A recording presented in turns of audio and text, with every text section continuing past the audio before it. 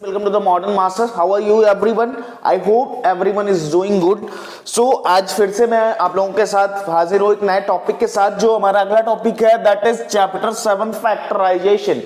आई thought maths में कोई भी टॉपिक आप लगा लो, विदाउट फैक्टराइजेशन आप कई चीजें नहीं कर सकते, क्योंकि हर चीज में लगभग फैक्टर्स की हमें जरूरत पड़ती है डिफरेंट फॉर्म पे, वेदर डिपेंडेंटली और इनडिपेंडेंटली, मतलब छुपे रूप में या फिर कैसे भी हमें उसकी जरूरत पड़ती ही पड़ती है। तो एक छोटा सा टॉपिक है, आज मैं बहुत तेज कवर करूंगा, इसलिए मैंने सारी चीजें पहले से ही नोट डाउन आपके लिए कर रखी हैं, इसलिए कर रखी है ताकि हमारा ज्यादा टाइम वेस्ट ना हो। इसमें सिर्फ चीजें समझने वाली हैं, इसमें ऐसा कुछ नहीं है। मैं आपको अभी सारे एग्जांपल पार्ट मैंने नोट कर रखा है कि मैं आपको यहाँ पे एग्जांपल्स कराऊंगा सबके एक एक, और जो बेसिक मेथड्स मैंने लिख रखे हैं इसमें दो चीज मेन है, वो मैं बाद में बताऊंगा। सारी चीजें बेसिक चीजें अभी कवर कर लेते हैं फटाक से, ज्यादा टाइम नहीं देना है। तो चलिए फिर पढ़ते हैं, शुरू करते हैं, ठीक है।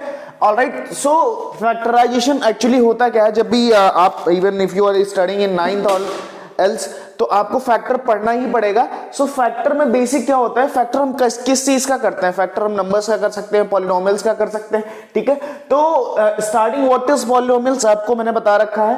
पॉलिनोमियल सपोज कोई फंक्शन f ऑफ x है और उसका पॉलिनोमियल हमें ये दिया हुआ है, और पॉलिनोमियल x के फॉर्म में दिया हुआ है। x यहाँ पे वेरिएबल है, a1 a2 एंड a3 जो है ये हमारा रियल नंबर है, और x की पावर जो n है, n पे नॉन नेगेटिव इंटीजर्स है, ठीक है। ये हो गया हमारा पॉलिनोमियल। एग्जैक्ट पॉलिनोमियल की डेफिनेशन यही होती है कि वेरिएबल हो, रियल नंबर हो और नॉन नेगेटिव पावर्स हो, नॉन नेगेटिव इंटीजर पावर हो, ठीक है। उसके अलावा हमने एक चीज और लिख रखी है कि हम कैसे फाइंड आउट करेंगे कि हमारी इक्वेशन की डिग्री कितनी है। तो मैंने निकालना बताया था, जो इक्वेशन में सबसे हाईएस्ट पावर्स पे जो पावर होगी वही इक्वेशन की डिग्री होगी। ये डिग्री इस पे, क्योंकि x की पावर 1 है तो इसकी डिग्री भी 1 हो जाएगी। इसमें x स्क्वायर है, x की हाईएस्ट पावर 2 है तो कितनी हो गई डिग्री, 2 हो गई, ठीक है। क्लियर है, फर्स्ट वन इज क्लियर। दूसरे की तरफ चलते हैं, लिखा हुआ है method of factorisation. Method of factorisation, इसमें एक पहला टॉपिक है हमारा ये factorise bye common factors.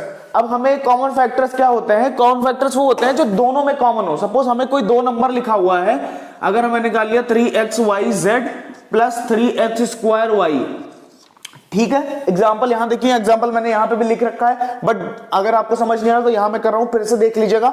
Suppose अब इन दोनों नंबर्स में हमें कॉमन क्या दिख रहा है, यहां प्लस माइनस कुछ भी हो सकता है, डिवाइड मल्टीप्लाई एडिशन सब्सट्रैक्शन कुछ भी हो सकता है, ठीक है।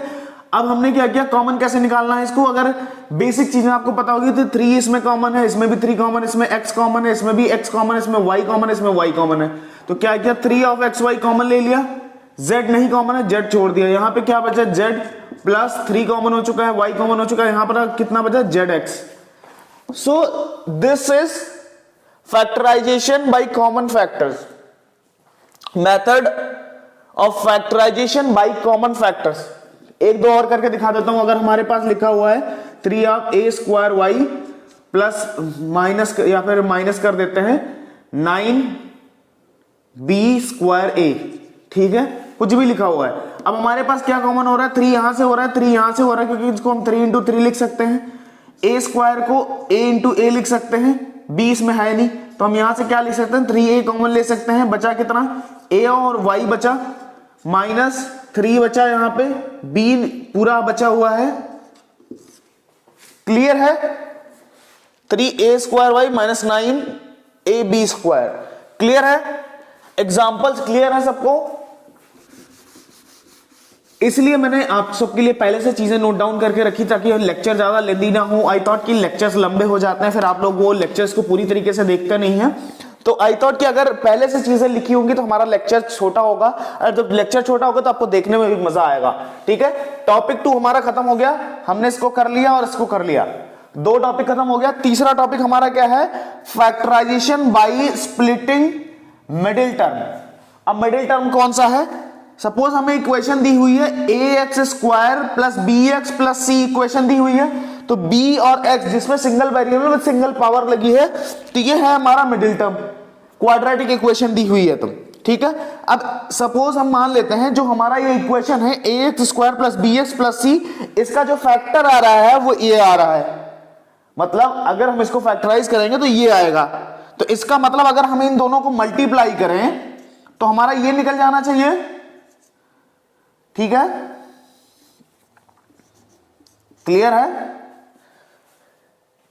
क्लियर है? नहीं समझे? फिर से बता देता हूं, अगर फैक्टराइजेशन बाय स्प्लिटिंग मेथड हम करने जा रहे हैं बाय मिडिल टर्म, ठीक है। अब मिडिल टर्म हमारा bx है।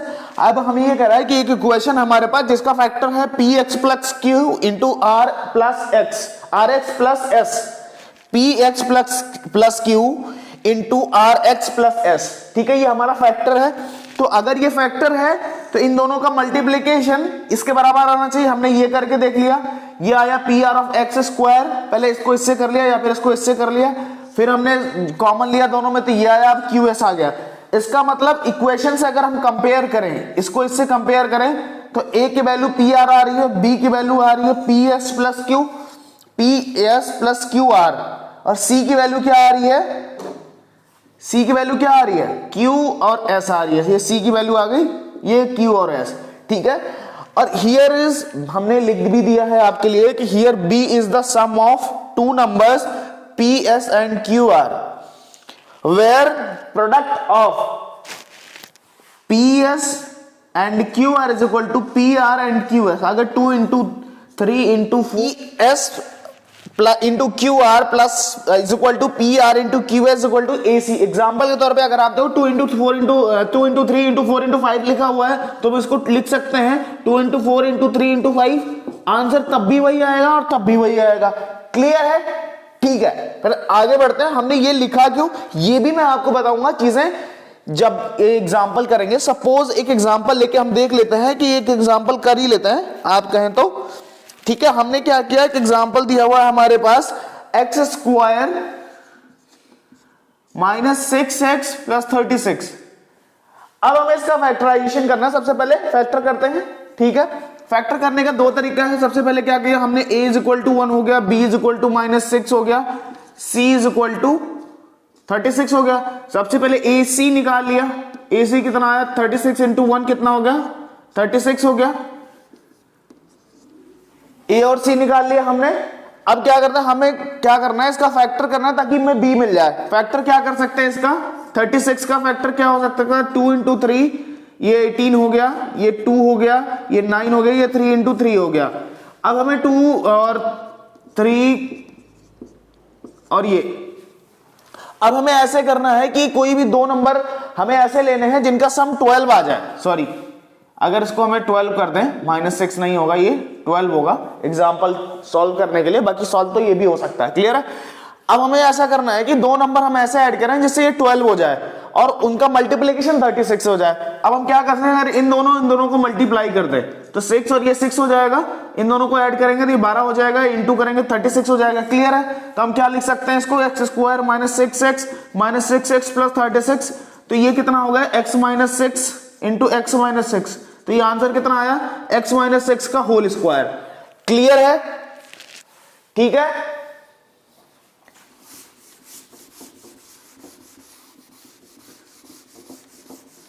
और कोई एग्जांपल चाहिए आपको, और कोई एग्जांपल बता दूं मैं? ठीक है, चलो फैक्टराइज कर लेते हैं। 8a cube minus 2 of a, इसको फैक्टराइज करने के लिए हमें सबसे पहले क्या करना पड़ेगा, a हमने कॉमन ले लिया, 2 हमने कॉमन ले लिया, कितना आया 4a स्क्वायर माइनस 1। क्लियर है? याद करिए हमने बहुत पहले आइडेंटिटी बताई थी और यहां पे वो आइडेंटिटी लिखी भी है। चलो चौथा फॉर्म पहले कवर कर लेते हैं, फिर सारे एग्जांपल एक साथ करते हैं। क्लियर है? चौथा फॉर्म कहता है फैक्टराइजेशन बाय अलजेब्रिक आइडेंटिटीज, जो मैंने आपको बता रखी है, a प्लस बी का whole square, a minus b का whole square, a plus b, a minus b, a cube plus b cube, a cube, a plus b का होल क्यूब कहो या a माइनस बी का whole cube कहो। पूरा identity मैंने last lecture जब polynomial पढ़ाया था सब कुछ बता चुका हूं, उस हिसाब से भी एक बार करके देख लेते हैं। ठीक है, ये एग्जांपल ऐसे ही है। अब हम इसमें क्या कर सकते हैं, अगर 2a को हमने बाहर ले लिया, अब हम क्या कर सकते हैं, इसको लिख सकते हैं 2a का होल स्क्वायर माइनस 1 का स्क्वायर। तो ध्यान से देखिए क्या लिखा हुआ है, a square minus b square, तो इसको हम क्या लिख सकते हैं, ध्यान से देखिए 2a into 2a plus 1 and 2a minus 1। किसको समझ नहीं आया, जिसको समझ नहीं आया वो फिर से देखो। यहां पे हमने क्या, 4a स्क्वायर माइनस 1 को ब्रेक करना है, तो a square minus b square को फॉर्मूला बना लिया हमने, इसको a plus b into a minus b में तोड़ दिया। क्लियर है? क्लियर है? चलो एक दो एग्जांपल फटाफट और करके देखते हैं, ज्यादा टाइम नहीं है अपने पास। फिर इसके बाद दो इंपॉर्टेंट थ्योरम हमने पढ़नी है, एक रिमाइंडर थ्योरम और दूसरी हमारे पास है फैक्टर थ्योरम। क्लियर है? किस किस ने रिमाइंडर थ्योरम पढ़ रखी है प्लीज कमेंट सेक्शन में जरूर बताएं। कहता है कि find the factor of -3a² + 3ab + 3ac, factor of -3a² + 3ab + ac are 3a and minus. कहता है कि फैक्टर निकालो इसके, पूरा सवाल अभी आंसर अपने आप आ जाएगा। फैक्टर क्या कर सकते हैं हम इसको, क्या लिख सकते हैं, यहां से 3 उठा सकते हैं, यहां से माइनस नहीं उठा सकते क्योंकि माइनस कॉमन नहीं है। 3 उठा सकते हैं हम सबसे, 3 बाहर निकाल लिया। ए उठा सकते हैं सबसे, ए बाहर निकाल लिया, बचा क्या, माइनस का ए प्लस का बी प्लस का c. This is the answer. या फिर आप इसको लिख सकते हो -3a = a - b - c। Minus हमने बाहर निकाल लिया, ये आपकी मर्जी, आप लिखते कैसे हो, ठीक है। दूसरा कहता है फैक्टराइज, दूसरा एग्जांपल कहता है कैसे, क्या कहता है आपसे कि फैक्टराइज करो 8 - 4x - 2x³ + x⁴ को फैक्टर करो।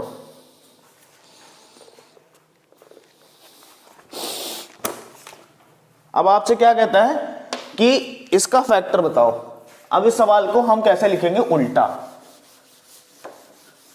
सबसे पहले x⁴ - 2x³ - 4x + -8, ठीक है, यही लिखा है, लिख सकते हैं। चलो इसको नहीं लिखते, कोई दिक्कत नहीं, दोनों चीजें सही है, चाहे ऐसे लिख लो चाहे ऐसे लिख लो। क्लियर है? अब हमने क्या करना है, इसका फैक्टर निकालना है। इसका फैक्टर निकालने के लिए हम यहां से क्या कॉमन ले सकते हैं, ध्यान से देखिएगा, यहां से क्या आ सकता है, 2, क्या आ रहा है, 4 - 2x, या फिर हम डायरेक्ट 4 ही ले लें, 4 कॉमन ले लें, तो 2 - x आंसर आ गया, ठीक है। अब यहां से -2 ऑफ x³ कॉमन ले लें, कितना आया, यहां पे -2 ऑफ x³ कॉमन लेने पे 2 नहीं आएगा, पहली बात, क्योंकि 2 इसमें नहीं है। -x³ कॉमन लेंगे तो यहां आया 2 और ये माइनस का x, तो 4 - x³ और 2 - x आंसर हो गया। कैसे, क्लियर करता हूं, इन दोनों में से क्या कॉमन हो रहा है, 2 कॉमन हो रहा है, सॉरी 4 कॉमन हो रहा है, तो 2 - x यहां बचा, x³ यहां से कॉमन हो रहा था, मैंने माइनस को बाहर निकाल लिया, तो 2 - क्योंकि इसके बराबर सेम फैक्टर हो गया। अब इसको फैक्टराइजेशन में हम ऐसे लिख सकते हैं। क्लियर है? ठीक है, आई थॉट सबने कर लिया होगा, ठीक है। आगे बढ़े, आगे दो बहुत ही इंपॉर्टेंट थ्योरम्स हैं, important theorems, most important theorem, इससे सवाल पूछे जाएंगे। इंपॉर्टेंट थ्योरम्स, पहली थ्योरम है remainder theorem.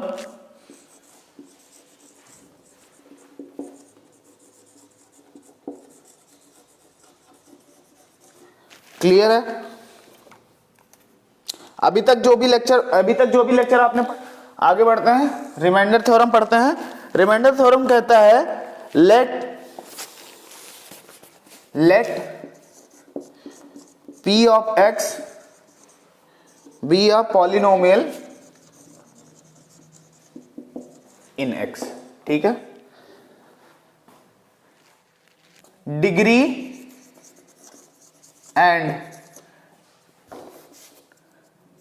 and degree not less than 1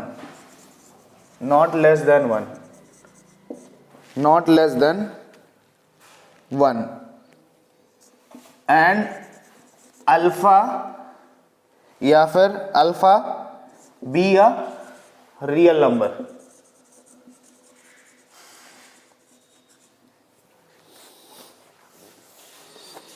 Then if p of x is divided by x minus alpha, then remainder is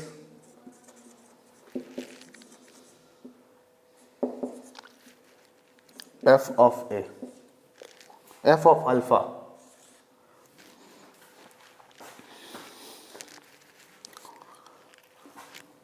x is equal to alpha in p of x.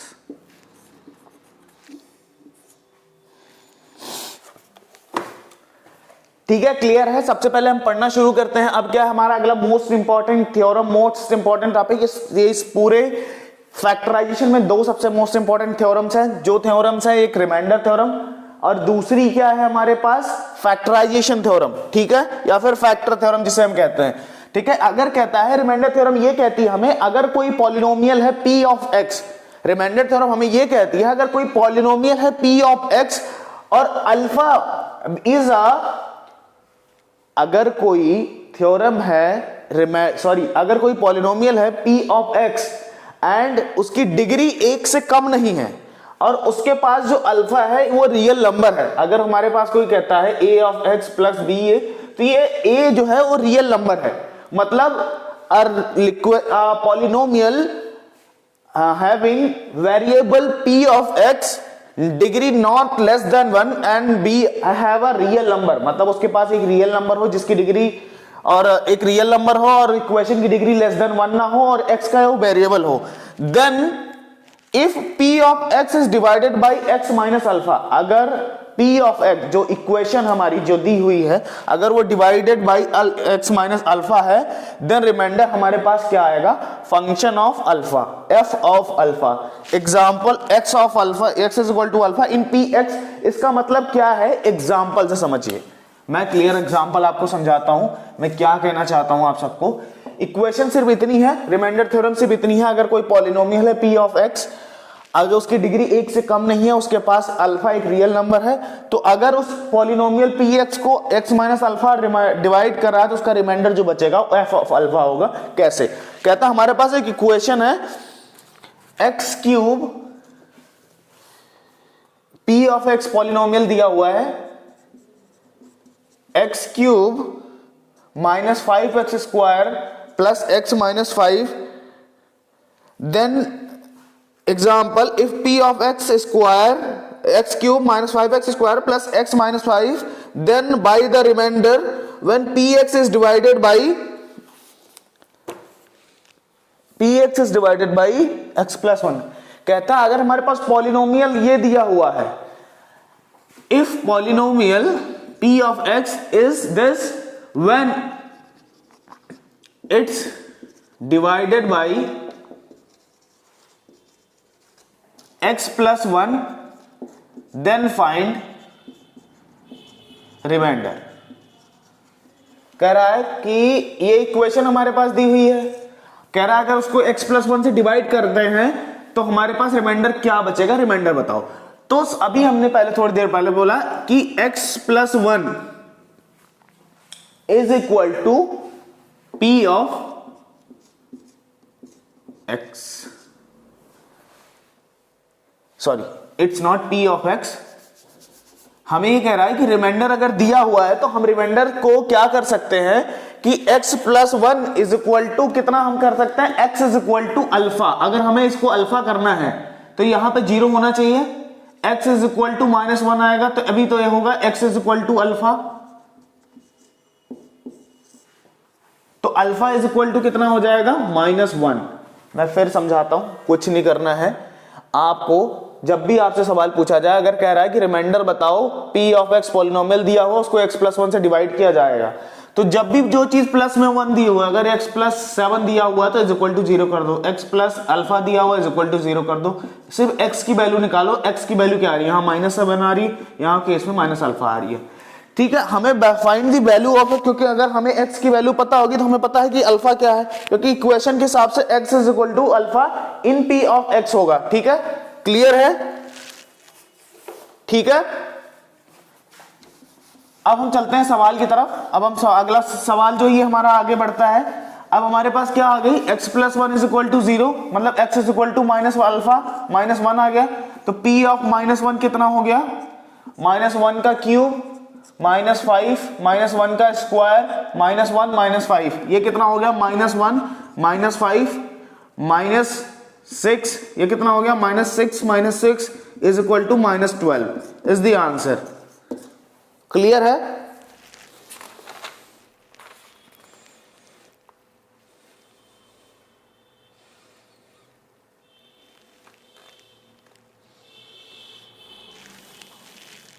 एक दूसरा सवाल और करते हैं remainder theorem पे ही।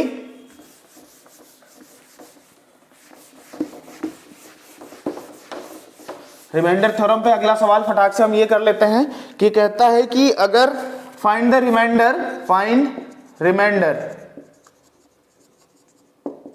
If p of a is equal to 4a cube minus 12a square plus 14a minus 3 divided by 2 of a minus 1, then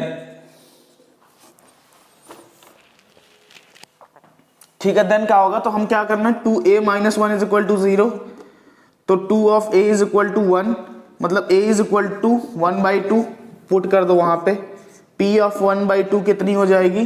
4 into 1/2 का cube minus 12 into 1/2 का square plus 14 into 1/2 minus 3। Answer कितना आ गया? 4 into 1/8 minus 2 into 1/4 plus 14 into 1/2 minus 3। ये कितना बचा? ये बचा 1/2 minus ये 3 प्लस 7 माइनस 3। क्लियर है? ये कितना हो जाएगा? 1/2 माइनस 6 प्लस 7, ये कितना हो जाएगा? 1/2 प्लस 1, मतलब 3/2 इज योर आंसर। क्लियर है? ठीक है।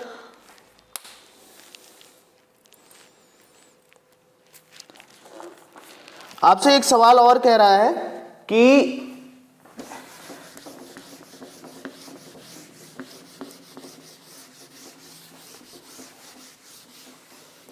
आपसे एक सवाल ये कह रहा है कि एक पॉलिनोमियल गिवन है p of x is equal to x की power 4 minus 2 of x cube plus 3 of x square minus a of x plus 3 of a minus 7। कह रहा है जब इसको डिवाइड किया जाता है when divided by x plus 1, remainder कितना आता है इसका? आपको रिमाइंडर भी दे दिया है, रिमाइंडर 19 आता है। Then find the value of a की वैल्यू हमें फाइंड आउट करनी है।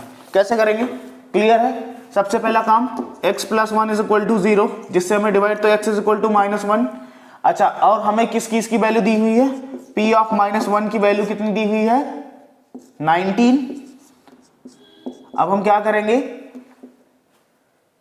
माइनस 1 की पावर 4 माइनस 2 इंटू माइनस 1 की पावर 3 प्लस 3 इंटू माइनस 1 का square minus a into minus 1, और उसके बाद क्या बचा? Plus 3 into a minus 7। अब हम यहां क्या निकाल रहे? ये 1 हो गया, माइनस 2 का क्यूब 1 आ गया, प्लस 2 हो जाएगा ये। ठीक है, ये प्लस का 3 हो गया, और ये प्लस का a हो गया, प्लस का 3a हो गया, माइनस 7 हो गया। क्लियर है? अब 19 बचा यहाँ पे, 3 3 6 6 माइनस 7 माइनस 1 प्लस 4a, ये हो गया 20 इज इक्वल टू 4a, मतलब a is equal to 5। Clear है? आई थॉट ये चीजें सभी को क्लियर हो गई होंगी। एग्जाम्पल जो मैंने कराया हुआ है, ये इसी टाइप से आपसे सवाल पूछेगा, ज्यादा टिपिकल ऐसे सवाल या फिर इससे डिफरेंट कुछ है नहीं बुक में। अभी 1-2 एग्जाम्पल और हैं, वो भी मैं करके दिखा दूंगा आप सबको। ठीक है,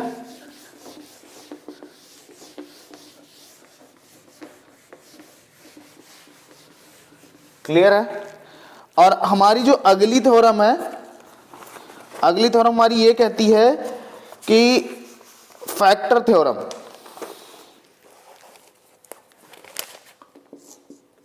factor theorem, THEOREM। Factor theorem क्या कहती है? अगर कोई पॉलिनोमियल x है, p of x is a polynomial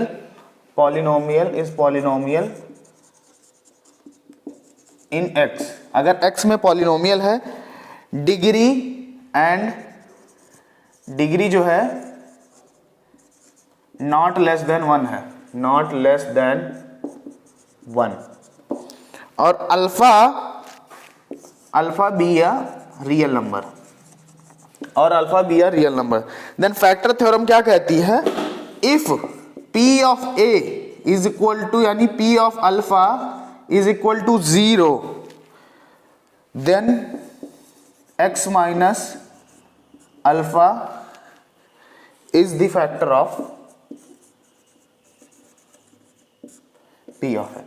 देखो, रिमाइंडर थ्योरम क्या कहती है कि अगर p of x minus alpha का फैक्टर ये है तो p of alpha is equal to 0 होगा। उल्टा ये दूसरी थ्योरम क्या कहती है? ये दूसरी थ्योरम वाइस वर्सा है कि उस थ्योरम ने क्या कहा था, रिमाइंडर ने, कि अगर कोई पॉलिनोमियल p of x है और अगर x माइनस अल्फा उसको डिवाइड कर रहा है, देन उसका रिमाइंडर थ्योरम क्या होगा? p of alpha is equal to 0।